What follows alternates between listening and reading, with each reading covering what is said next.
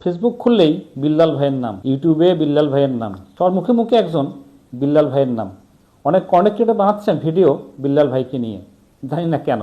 তো দর্শক, আমি তার কথা বলবো, আমি বলবো ইংলিশের কথা। শিখবো আজকে বিল্লাল ভাইয়ের ইংলিশ।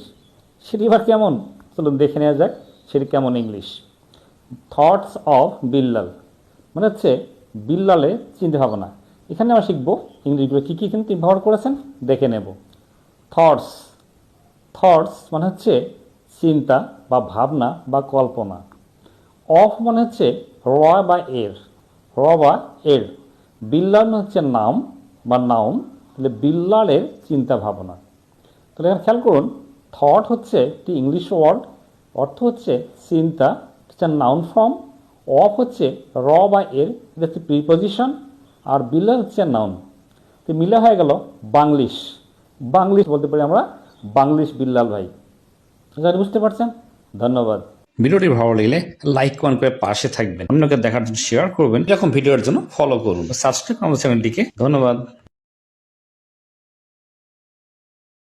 ফেসবুক খুললেই বিল্লাল ভাইয়ের নাম, ইউটিউবে বিল্লাল ভাইয়ের নাম, সবার মুখে মুখে একজন বিল্লাল ভাইয়ের নাম। অনেক কন্টেন্ট ক্রিয়েটর বানাচ্ছেন ভিডিও বিল্লাল ভাইকে নিয়ে, জানি না কেন। তো দর্শক, আমি তার কথা বলবো, আমি বলবো ইংলিশের কথা। শিখবো আজকে বিল্লাল ভাইয়ের ইংলিশ। সেটি এবার কেমন, চলুন দেখে নেওয়া যাক সেটি কেমন ইংলিশ। থটস অফ বিল্লাল মানে হচ্ছে বিল্লালের চিন্তা ভাবনা। এখানে আমরা শিখবো ইংলিশগুলো কী কী কিন্তু ব্যবহার করেছেন দেখে নেব।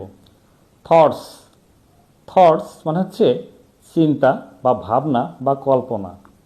অফ মানে হচ্ছে র বা এর, র বা এর। বিল্লাল মানে হচ্ছে নাম বা নাউন, তাহলে বিল্লালের চিন্তা ভাবনা।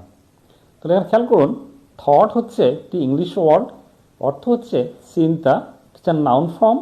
অফ হচ্ছে র বা এর, এটা হচ্ছে প্রিপোজিশন। আর বিল্লাল হচ্ছে নাউন। তো মিলে হয়ে গেল বাংলিশ। বাংলিশ বলতে পারি আমরা বাংলিশ বিল্লাল ভাই। বুঝতে পারছেন? ধন্যবাদ।